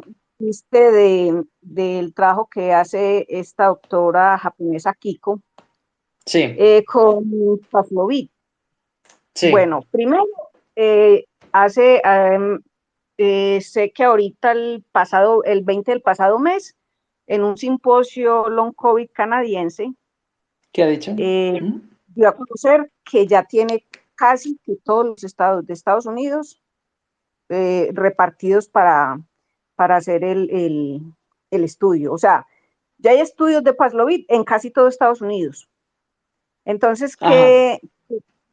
¿qué pasa, José? Lo que ella aclara, y también lo aclaró David Putrino anteayer, es que hay dos clases de long COVID. Entonces, eso es lo que no permite que un fármaco, a ver, si me puedo explicar, ya saben que son más de 200 síntomas, ¿ok? Entonces, hay un grupo de personas que tienen unos síntomas específicos en ese grupo de personas. Entonces, bueno, cogen este grupo de personas, lo estudian y se dan cuenta que así tengan los mismos síntomas, cuando les van a administrar un fármaco, hacen reacción diferente, porque hay dos clases de long COVID. Existe el COVID prolongado después de un COVID agudo grave y el COVID prolongado después de un COVID agudo leve. Entonces, así el mismo grupo tenga los mismos síntomas, hacen diferente reacción, porque a uno les dio COVID agudo leve y a los otros les dio grave. Entonces yo creería que por eso es que esta doctora no está haciendo lo que tú estás diciendo con Paxlovid. Y les ha pasado ahorita que descubrieron lo de la serotonina, pasó, o sea, ya es definitivo, hay dos grupos de long COVID, entonces pensaría yo que de pronto ese puede ser el problema, ¿no crees? A ver, es que yo inicialmente mi clasificación, sobre todo los más importantes, es persistencia de spike, porque la spike no siempre se puede eliminar. Muchas otras proteínas, ¿no? Amiloide, etcétera. Que esa es la long COVID B, la long COVID C1, que es eso, persistencia viral, que lo que hablas ahí de que sea grave o que sea leve, básicamente se traduce en la cantidad de carga viral que tienes. Entonces, obviamente, el long COVID, o sea, el Paxlovid no va a ser suficiente si tú tienes una carga viral muy alta, porque posiblemente cuanto más carga viral tienes, todas esas posibilidades de hacer Los síntomas. mutaciones internas varía. Entonces se hace más resistente a una terapia, a una monoterapia. O sea, entre más agudo, o sea, entre más carga viral, peor los síntomas. Y lo peor de todo es que Claro. en este grupo, que ya entonces ya hay dos subgrupos, hay una tercera gravedad. Ya también está el grupo que tiene o sea, el mismo grupo. Ahora tenemos el que le dio grave, el que le dio leve, pero hay uno tercero que empeora las cosas. Es el grupo que la persistencia viral le da el órgano. Entonces no le funciona tampoco el fármaco. O sea, es que es muy, pero muy complicado. Sí, es que eso es otra de las cuestiones que hay que mirar cuando se tiene un fármaco, que es que sea capaz de llegar hasta donde tiene que llegar, porque por ejemplo, eso se ve también en algunas otras cuestiones que son, digamos, por ejemplo, el miocardio se dice que es refractario. ¿Qué quiere decir eso? Pues que es más difícil que llegue al acceso a esos sitios donde esté enquistado, es más recóndito, etcétera, etcétera. De hecho, se pueden utilizar técnicas que, bueno, aquí no he mencionado, pero por ejemplo la sonoporación, la electroporación, que con estímulos físicos determinados puedes hacer que la permeabilidad celular sea mucho más accesible de entrada. Y por ejemplo, para estos refractarios, estos tejidos refractarios tipo miocardio, etcétera, pues mejora la eficacia. Eso también se utiliza, por ejemplo, en angioregenerativa, en mi campo. Que si tú metes citoquinas de crecimiento angiogénico, aunque lo metas, pues no sé cómo decir, vea cómo tiene que hacerse, ¿no? Con exosomas, con células entrenadas, no llega bien porque bueno, iba a decir el material, el tejido es refractario. Entonces, sí, eso que comentas es importante. David Putrino ayer tuiteó algo que pues uno se lo sospecha, pero para mí era desconocido. Otra cosa grave es que la persistencia viral no siempre se detecta en sangre. O sea, definitivamente tiene que detectarse en postmortem. Entonces, imagínate, es muy, pero muy complicado. Si no tenemos una herramienta que te diga, ve, el virus está aquí, justo acá, hay que atacarlo acá, entonces también estamos mal, porque no lo podemos detectar. Solamente ya en cadáver es que empiezan a hacer el estudio, hombre, había virus acá, aquí, no lo detectaban en sangre. Entonces, mira, entonces ya son como 4 cosas en un solo de long COVID. Entonces, la cuestión es complicado. Lo que pasa es que estamos muy desesperados, hay muchísimos millones de personas padeciendo estos síntomas y necesitan no una cura, un alivio ya. Y es muy complicado, pero muy complicado, por lo que mira todo lo que se encuentran los investigadores en el camino cuando van investigando y descubriendo posibles causas.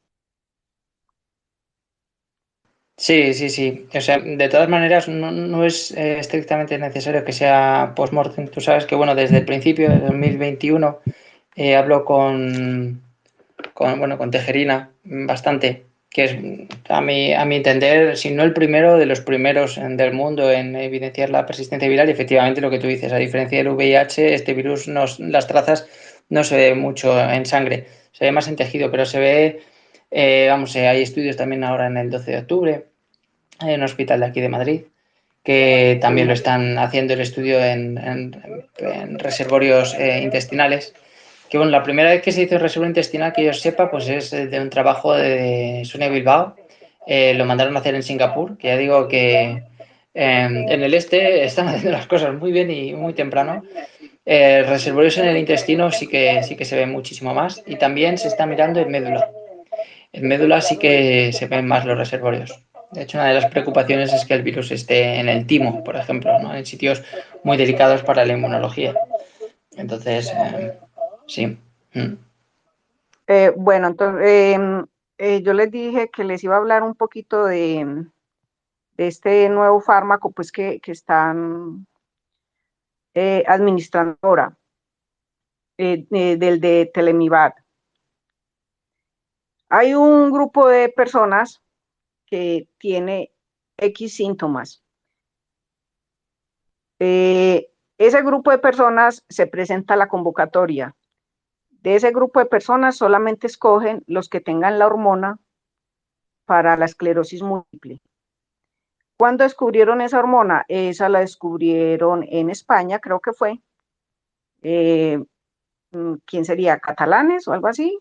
No, de Aragón, aragoneses. En julio de 2022, o sea, ya hace más de un año, se dieron cuenta que lo que empeoraba tanto mucha cantidad de pacientes es que el virus activa esa hormona y entonces empiezas a sentir síntomas de esclerosis múltiple.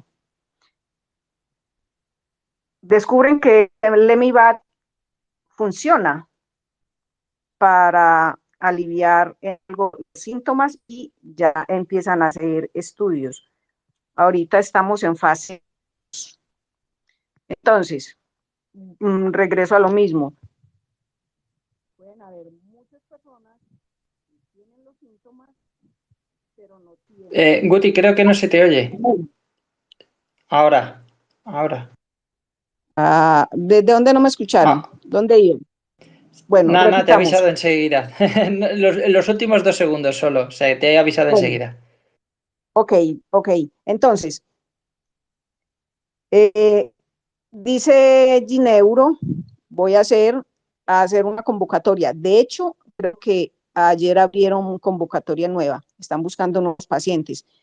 Porque aunque este grupo de pacientes que tiene síntomas neurológicos, entonces se presentan a la convocatoria, les hacen el examen y no tienen activa la hormona de la esclerosis múltiple, que es la que funciona para el fármaco Telemivad. Por eso es tan lento el cuento, ¿no? Por eso es que vamos despacio, porque aunque todos tengan unos mismos síntomas, no son aptos para X o Y fármaco. Vamos en fase 2. Este estudio que están haciendo ahora de fase 2 es un estudio multicéntrico, doble ciego, aleatorizado. Ya te postulaste, te mandan a hacer el examen, saliste apto, o sea, tienes activa la hormona de la esclerosis múltiple. Entonces ya eres elegible. Te dan tu cita, vas a tu cita, te hacen otros exámenes, miran los exámenes y te inyectan, al otro día te inyectan el fármaco. El fármaco lo están inyectando una vez al mes por 6 meses. El primer grupo que empezaron con la infusión terminan ahorita en noviembre. Quiere decir que más o menos a fin de año esperemos que den vacaciones, ¿no? Que que publiquen cómo le fue a la gente. Pero ya sabemos, hay placebo y hay farma. No sé si alguien quiere preguntar o algo así y les puedo responder con todo el gusto. Son más o menos en cada grupo casi unos 200 participantes. Pues el comunicado de Telemibat es 182 participantes y son 6 meses. Una infusión cada mes. Sí, hola, buenas noches. Sí, cuéntame. Hola. Hola, hola, hola. Buenas noches. Mira, quería preguntar, el Temelimab está más enfocado a long COVID tipo autoinmune, ¿no? En vez de persistencia viral. En vez de persistencia viral. Sí, el que es legítimo autoinmune para todas estas enfermedades autoinmunes es el de Berlín. Ya. El de toda y exclusivamente para el que tenga activa la hormona de la esclerosis. Vale. Del Berlín Cures no se sabe nada todavía, ¿no? El Berlín, vamos a tener datos a inicios de 2024. Entonces, a mí me hablan inicios, yo supongo que esta gente va a decir más o menos febrero, marzo. Vamos a tener datos de Berlín. Con Berlín hay algo. A ver, con Telemibat existe, no hay un contrato cerrado, o sea, que te prohíba divulgar cómo te está yendo con el fármaco. O sea no tienes una cláusula de que estés calladito. Sí, de confidencialidad. Exacto. Pero Berlín, sí. O sea que en Berlín estamos a oscuras hasta 2024. Lo que yo sé de Telemibat es que a la tercera infusión empiezas a sentirte mejor. De la tercera, la infusión 1, 2, 3, creo que son pésimas, o sea, te dan la patada donde sabemos. Te pones tan mal que tú dices, no quiero seguir con esto. Sí, pero escucha, ¿dónde dices que han ampliado el estudio? Porque tengo una conocida que está interesada y se quedó fuera en el anterior, del Temelimab. Sí, ya enseguida te cuelgo. Ayer Gineu hizo alianza. Gente se ha aliado ayer con, les voy a colgar a ver si lo encuentro. Yo ayer hice la publicación y es bueno. La alianza que han hecho es buena porque Telemibat ya sabe, le estoy apostando a la hormona de esclerosis múltiple. Pero han ampliado. Sí, lo han ampliado. ¿Por qué? Porque el otro socio. En España. En España, no sé en España. Yo sé que iniciaron hoy en Roma. En Roma. Voy a mirar a ver, miro para España y tú. Bueno, entonces esta gente lo que hicieron fue hacer una asociación de dos. El uno tiene el conocimiento y el otro tiene la herramienta. El socio que se le acaba de unir a Gineuro fue Verily.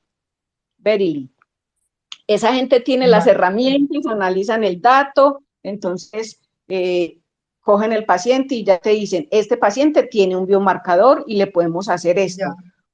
Eso quiere decir, eso quiere decir que con este fármaco van rápido. El de Berlín sí estoy oscuras. El de Berlín no tengo información porque hay confidencialidad en el tratamiento. Bueno, entonces ya saben, esto es lento, que miren que es una infusión cada mes por 6 meses. Y las primeras infusiones terminan ahora en noviembre. Vamos a tener datos a inicios del próximo año. Yo a José le quería hacer una pregunta. José, vale, supongamos que la terapia esta monoclonal, Remdesivir, Paxlovid, todo funciona, te lo aplican y a los 8 o 10 meses te vuelves a contagiar y vuelves a iniciar proceso de long COVID. ¿Tú crees que lo van a seguir financiando? Sinceramente. O más Sinceramente, bien, Por lo menos en creo, España, quiero saber tu opinión. Porque es que esto parece ser una característica o un genético, o sea, le ocurre a determinadas personas por lo que sea, ¿no? Entonces, si te pasa una vez, pues lo normal es que te pase siempre, cada vez que te reinfectes. Siento ser así un poco, pero yo siempre lo he pensado, digo, pues es que si genéticamente tu cuerpo, por lo que sea, no se libra bien del virus, cada vez que te infectes te van a dar ese tratamiento. aquí juegan varias variables. No creo que a la mayoría, lo habéis visto con el Paxlovid y con muchas cosas, no creo que a la mayoría les den nada si no nos organizamos y hacemos Vale, fuerza de verdad, porque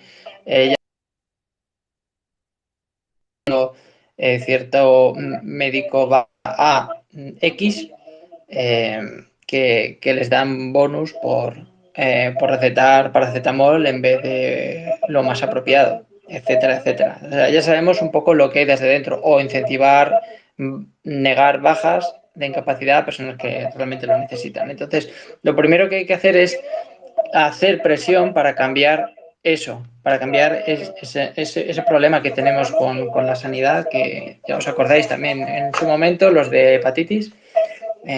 con el fármaco y todo este follón que hubo. Es decir, No, si no lloramos, no hay el farmacia. otro el otro día, nada, fue un comentario en Twitter que me hizo Hal Guerrero, que no estaba clara la persistencia viral. Digo, no me lo puedo creer. De verdad, ¿eh? Pues ahí uno puede pensar que realmente no lo sabe y necesitan más formación a estas alturas de 2023, cuando ya se No sabe me lo desde. creo. Claro, es que ahí ya no me voy a meter, no sé cómo está, cómo no puedo leer su mente, pero las probabilidades de que lo sepa y lo niegue, pues no son bajas, por No así son decirlo, pocas. educadamente. Luego, otra cosa que has dicho, hay que tener en cuenta también que las cepas de ahora no son las de antes. Entonces, ¿Las? las variantes, perdona, las variantes Sí. de ahora no son las de antes. Entonces, lo que puede ser muy eficaz un combo policlonal si tú tienes una persistencia que está ahí molestando desde 2020-2021 con unas variantes que habrán mutado en tu interior, porque ya digo que hay cierta mutabilidad interna, pero en general las mutaciones principales son más o menos las mismas, porque para que haya una mutación importante, pues tiene que infectar, ya sabéis, a 1.000 millones de personas y la de Dios. Entonces, si tú te infectas, por ejemplo, con pirola o con una variante actual, no te va a ser eficaz los mismos, por ejemplo, los monoclonales, vas a tener que coger otros, porque esos posiblemente no te valgan, etcétera, etcétera. Entonces, eso varía.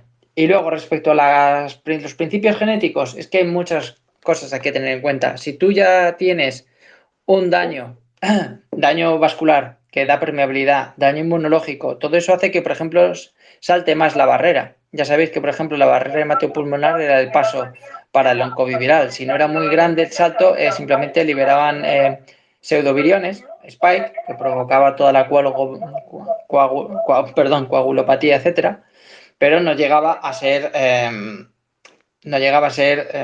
tan bestia. Pero los daños acumulados, ya sabemos, lo hemos hablado muchas veces en la plaza. Una persona que ya esté tocadilla, si se reinfecta otra vez, pues fatal. Puede que no, puede que sí, estás tirando dados. Pero desde luego sé muchos casos que eran long COVID, que estaban ahí más o menos tirandillos, se han reinfectado y fatal. Entonces, todo depende un poco. Luego sí que es cierto que, por ejemplo, los que tienen grupo hemodinámico, los que son, me parece que son los cero positivo, que ahí lo cojo un poco con pinzas, pero creo que efectivamente tienen cierta resiliencia a ser infectados. Pero ¿Cuál? ¿Los no. cero positivos? ¿Has Es que dicho? me suena que sí, pero cogedlo con pinzas porque no estoy seguro, ¿eh? Cero no, negativo, ¿no? No, no es un negativo, es positivo, es el positivo.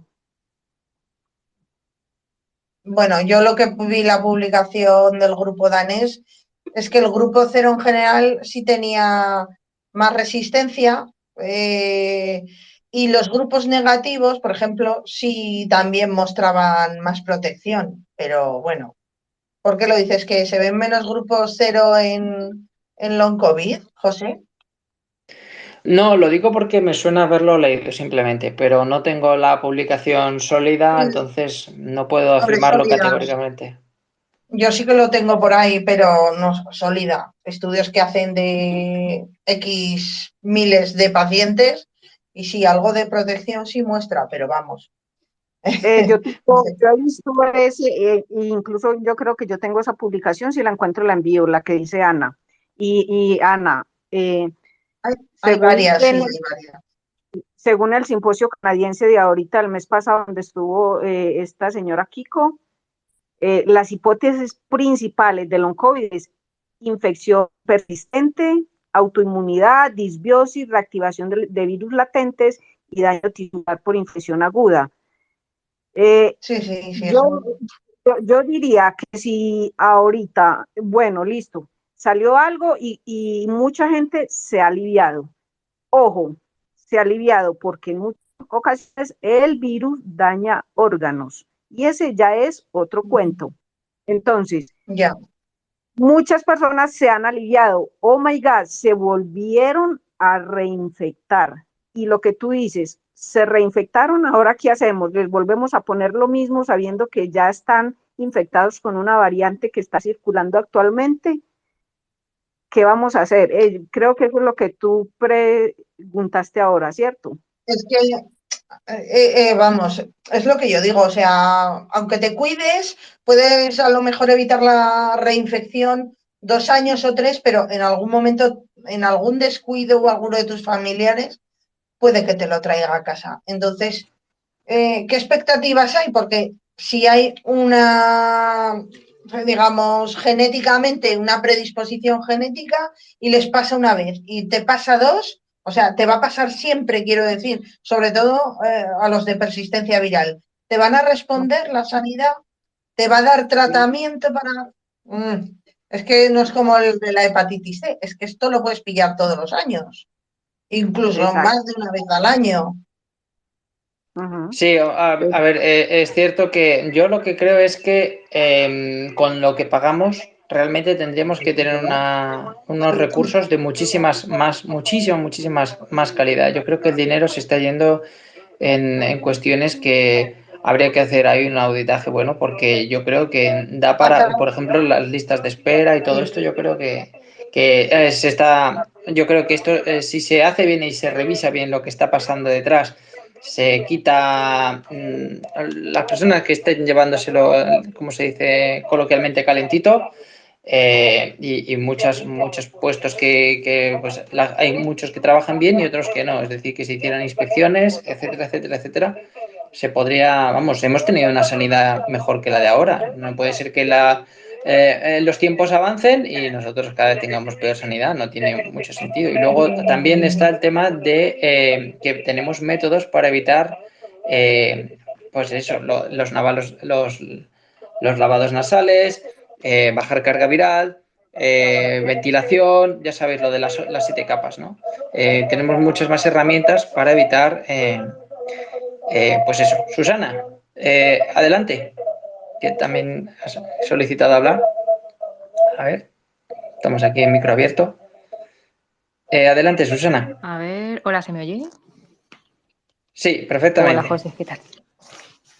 Hola. A ver, que yo quería hablar con Guti porque toda esta información que ha estado dando del tema del Temelimab, tengo varias preguntas o cuestiones, porque bueno, yo estoy metida en el estudio y sé que hay plazas todavía disponibles para otra chica que lo ha preguntado por ahí, no sé de dónde, quién era, pero todavía hay plazas en Madrid, ¿vale? En Madrid, perdona, es que se lo voy a decir ahora a esta amiga, que además es médico, sí, de la primera ola y está muy jorobada. sí. Dices que en Madrid, perdona, con Pablo No, Pablo Guisado. Guisado ya ha cerrado, con Mera. Ah, con Mera Cordero, Eso es. vale. Venga, pues Con tu permiso se lo digo, Claro, ¿eh? sí, por eso lo quería decir en alto, por si seguís. Ahí estamos, Gracias. siguen reclutando gente ahí en Madrid, ¿vale? En la clínica Blue Healthcare, me parece que es. ¿Vale? Y luego, por otro lado, Guti, a ti, que no sé si, me imagino que me estarás escuchando, te quería preguntar el tema de que de dónde has sacado la información esta de que a partir de la tercera dosis a la gente le está ayudando. O sea, que de qué estudio has sacado esa información, porque que yo sepa en España solamente se ha hecho en Valencia, si no me equivoco. Y claro, los de Valencia empezaron, me parece que fue en julio, o sea que estamos pues eso, en el tercer, cuarto mes, estamos ya en octubre, noviembre, por eso, pues a ver, ¿lo sacaste de ahí o de dónde has sacado la información? Porque es que los que nos estamos metiendo ahora en el de Madrid estamos intentando sacar información y no encontramos.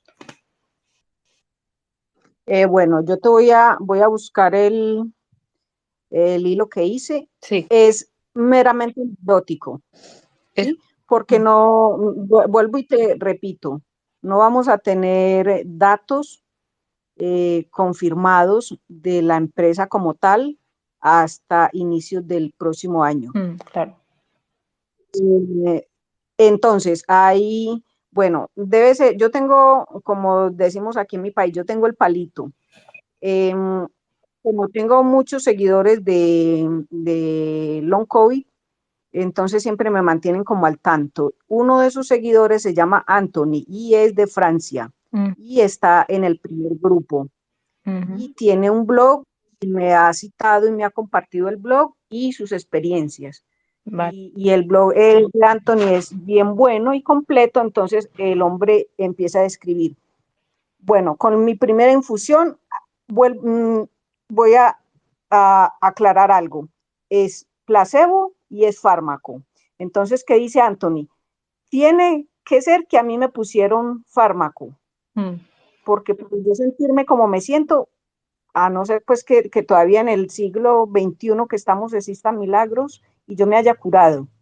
Pero entonces él me dice, Adriana, vea, en el primer fármaco eso me tiró al piso, eso me dio la vuelta y fue horrible. Creo que el segundo y el tercero, él dijo, no quiero más esto. Lo puso peor. Pero luego empezó, de ahí en adelante, él dice, ya puedo caminar una cuadra, ya puedo caminar dos. Hasta donde tuve mucho contacto con Anthony, ya Anthony iba al gimnasio y regresó al trabajo. Entonces, lo que él me dice es, tiene que ser que sí tengo el fármaco. Entonces, de ahí es donde sale lo que les acabo de decir. Y vale, ahorita, dime. Este chico que dices que es francés, ¿el estudio dónde lo está haciendo? ¿En Francia o en España? En Francia. Creo que es en Francia. Déjame yo, sino que es que tengo muchísima información y entonces son como mucha gente que me dice, en el momento sé que hoy empezó infusiones, porque hay una persona que me ha contactado y me ha dicho, ¿quieres documentar mi fármaco, o sea, mi experiencia? Y bueno, entonces ya arrancamos y ya sé que hoy fue ayer estuvo con sus exámenes, hace 15 días le descubrieron que sí calificaba porque tenía la hormona, ayer tuvo Mira, los una exámenes. puntualización, Guti, perdona, una puntualización. Según tengo entendido, no es una hormona, es una proteína. Perdón, ¿Vale? una proteína, correcto, sí, Vale. es una proteína, la proteína de la EM. Eso es. Bueno, cuéntame, ¿qué más querías saber? Nada, eso nada más. Quería saber que de dónde había sacado la información, porque los que estamos tratando de buscarla no lo encontramos. Y No, de yo decirle a la otra busco chica. tratar de buscar el hilo y lo monto acá en el Space para que lo miren. Perfecto. Susana, Muy bien. perdona, Sí. ¿tú cuántas dosis llevas? Yo todavía no he empezado, yo estoy con las pruebas Ah, previas. vale. Eso, No sabes, bueno, pues ya nos irás contando. Espero que te vaya muy bien. A ver. Primero tengo que dar la proteína. Uy, ¿qué? Ah, claro. Ok, Ok, excelente. pues nada. Por poner una nota positiva, acaban de aprobar fondos para los Next Generation, las nuevas vacunas nasales, que hay dos muy prometedoras, una israelí que no tenía yo en la Diana, ¿cómo se llama? Castelvax, eso, y Codagenix. Y también nuevos monoclonales, así que sí, para la persistencia viral están preparando nuevos. Que lo Bueno, sepas. ojalá sean noticias positivas. A mí Ginebra en general no me da muy buena espina porque le veo una especie de actitud comercial como muy agresiva. Entonces en general me echa un poco para atrás, pero bueno, eso no quita para que quizás saquen algo efectivo, efectivamente. Bueno, lo que yo digo de Gineuro es que si hay gente que ya termina ahora en noviembre y están diciendo tengo resultados buenos, pues entonces para mí eso es Sí, esperanzador. eso es buena noticia, desde luego. Sí, justo eso iba a decir, que al final lo que cuenta es en primera persona, porque a mí me pasaba un poco como Susana. Es decir, yo los estudios que vi favorables, o sea, yo sabía que para la esclerosis, pues que yo sepa, no llegó a cuajar muy bien del todo. Y los estudios que he visto favorables sobre el tema, porque claro, no solo basta con que una publicación pues esté indexada en un buen sitio, ¿no? En una buena revista, etcétera, etcétera, sino también los conflictos de intereses, etcétera, y estaban financiadas por ellos mismos. Entonces, por GNeuro. Entonces, eso también hay que mirarlo para ser rigurosos en un estudio, etcétera. Eso por un lado, y por otro lado, que efectivamente, por ejemplo, el Steam-Bar se sabe que activa, bueno, en concreto lo que habéis dicho, esta proteína en concreto pues es la proteína W del envelope del HERS, ¿vale? De un retrovirus humano. Entonces, esa es la que está, en teoría, provocando el problema, porque se está activando, porque ya sabéis, y si no lo digo yo, que la spike, entre otras cosas, modifica la epigenética interna de las células. Entonces puede reactivar o sobreexpresar genes y, por lo tanto, virus que estaban genómicamente silenciados. Entonces, uno de ellos es el retrovirus W. Entonces, es básicamente la envelope de ese retrovirus humano. Y yo lo que veo es que al final el minuto y resultado es que el Steam-Bar es el que está activando o el que puede activar potencialmente ese retrovirus humano. Entonces, yo iría con soluciones muy conocidas, se podría valorar. Me parece que un estudio en la Universidad de Navarra, que a mí me gusta al respecto, porque lo que está diciendo es directamente, ya sabéis que he hablado muchas veces de la espironolactona para inhibir la cápside del Steam-Bar. O sea, funciona y es mucho menos nefrotóxico que la ciclovir u otros. Y eso. Perdón. Bueno, si te pones así, Susana, no digo nada. Perdón. Pero bueno, vamos a ver lo que dice Guti, ¿no? Vamos a ver, al final lo que importa es lo que cuentan las personas en primera vivencia y a ver qué tal te sale a ti. En principio son buenas noticias y todo lo que mejore, por el tema de las reactivaciones, etcétera, todo lo que mejore, pues bienvenido sea, ¿no? Que ya sabéis que lo incluyo dentro de los long COVID, todo tipo de daños, etcétera. Les voy a contar algo que me pasó, creo que antier. También es que estos estudios, las mismas asociaciones o los mismos pacientes o los que tienen una asociación como, digamos, Long COVID España, por decir algo, o Long COVID Colombia, empiezan como a tergiversar algo bastante la información. Me ha pasado con una de México y una de Italia. Entonces, yo llego y monto un trabajo que hacen unos científicos X de un fármaco X, pero apenas en 20 personas. Entonces, refuta México. Oye, no debes de estar dando falsas expectativas. 20 personas no son nada, no sirven para nada. Mira, es una luz de esperanza para 65 millones. Para ti no te funciona, pero para de pronto esos 20 sí. Lo mismo hizo David Putrino ayer en una aclaración. Prozac, creo que se llama el fármaco o fluoxetina para la serotonina, y él dice, oh, pero es que ese fármaco es buenísimo para activar la serotonina que está demasiado caída en algunos pacientes long COVID. y lo atacaron, lo bombardearon y, mejor dicho, lo pusieron contra el paredón. Bueno, no te funciona a ti, pero a X cantidad de pacientes sí le funciona, pero ¿es por qué? Porque lo que yo ahorita les dije al principio, hay como 4 subgrupos dentro de un grupo.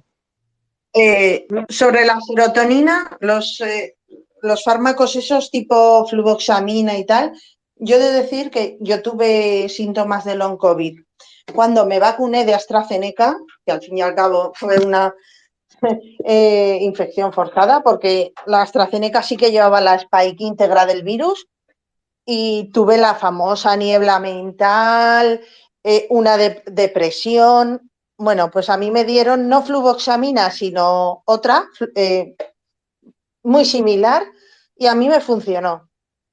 O sea, en 3 semanas, en 3 o 4 semanas, tuve una mejoría notable. O sea, que puede haber gente que...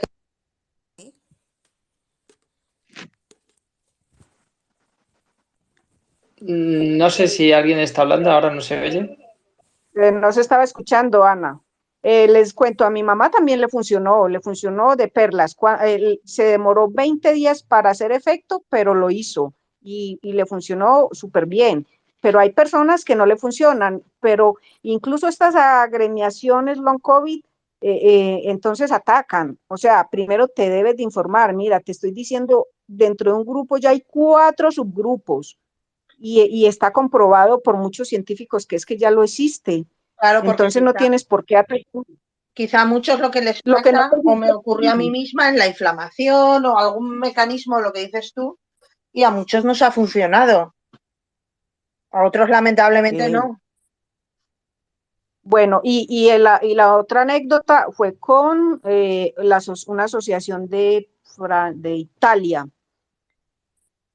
Por equivocación mía, yo coloco Long COVID Italia con el Hospital Gemelli, no sé qué. Pero es que hay 2 asociaciones Long COVID Italia y la una trabaja para un hospital y la otra para el otro. Entonces yo llego y confundo el bendito hospital. Llego y me disculpo, qué pena, fue un error tipográfico, por favor discúlpeme y le hago 1000 aclaraciones y me insisten, tiene que quitar el tweet porque es que mi asociación no envía pacientes a este X hospital que usted está diciendo. Pero mira, es un error y además hay un paciente de por medio, no me importa. Y es una asociación. Entonces es como malo también.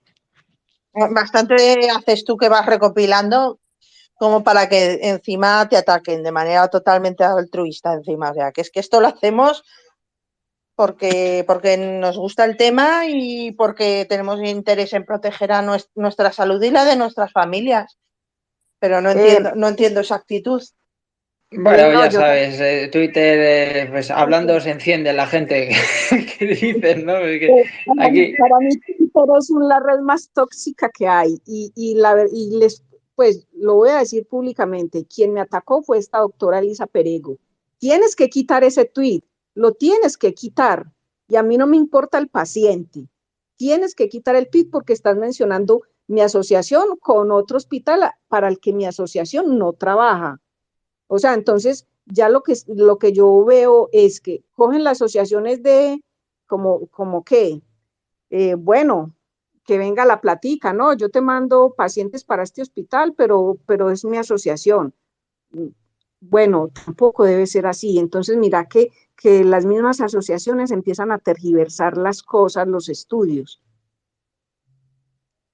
Sí, eso es una pena, es parte del problema, los pequeños corralitos, y por eso hablo de que creo que es importante hacer vamos, no conozco esa y no me voy a meter, pero que hablo en líneas generales, importante lo de organizarse a nivel gran escala, no pequeños montoncitos que cada uno va por su lado, sino, bueno, que haya muchos montoncitos, pero que los montoncitos sean como una persona virtualmente y que todos esos montoncitos se junten para poner unas líneas coordinadas de de acción, ya digo, pues representación política, etcétera, que es donde tenemos que conseguir las cosas y donde realmente molestamos, porque si no, somos importantes cuando hay campaña. Cuando se acaba la campaña electoral, pues dejamos de ser importantes. En cambio, si tú eres llave y tú estás en el Congreso, tú estás ahí en un sitio, ya no eres solamente en elecciones para hacerse la fotito, sino que influimos en presupuestos, influimos en cosas.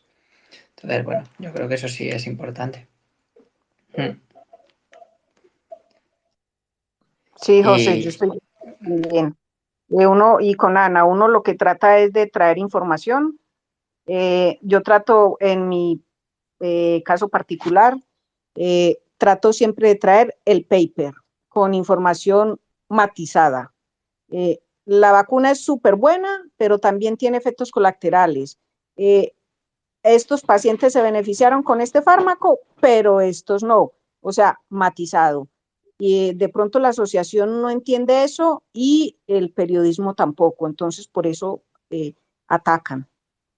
El periodista quiere ver su portada bien bonita con bastantes flores y entonces, uy, ya han descubierto la cura para el long COVID, cuando no es así. Y la asociación ahorita lo que está diciendo, no, este paciente no es mío, este paciente es del otro hospital o de aquella otra asociación, cuando al fin y al cabo es una asociación long COVID y quien importa es el paciente.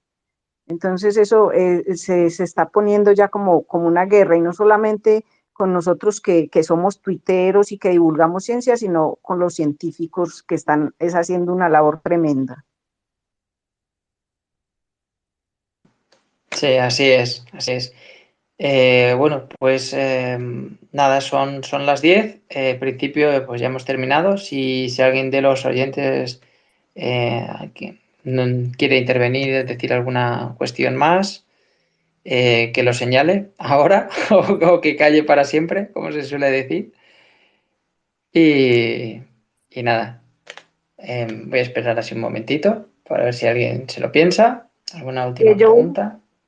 voy a Sí. quedar viendo la información de donde el efecto de temelibat en diferentes infusiones. Ya la estoy mirando donde la tengo porque tengo cualquier cantidad de cosas y cuando la encuentre prometo colgarla acá en el Space y la pueden buscar ahí. Pues muchísimas gracias, Guti. Nada, muchísimas gracias a todos. Y bueno, si no hay más preguntas, pues nos vemos como siempre los viernes a las 8 hora de España. Y sé que por Colombia y por algunos sitios, pues. Mira, una última solicitud de aquí, a ver. A ver. No me deja. Bueno, en cualquier caso, pues si no para la siguiente. Nada, la información nos hace un poquito más libres, mucha paciencia, mucha fuerza. Este es el camino. Posiblemente aviso que la próxima sección será sobre la segunda parte de calidad de aire. Y nada, muchísimas gracias a todos. Mucha fuerza. Hasta la próxima.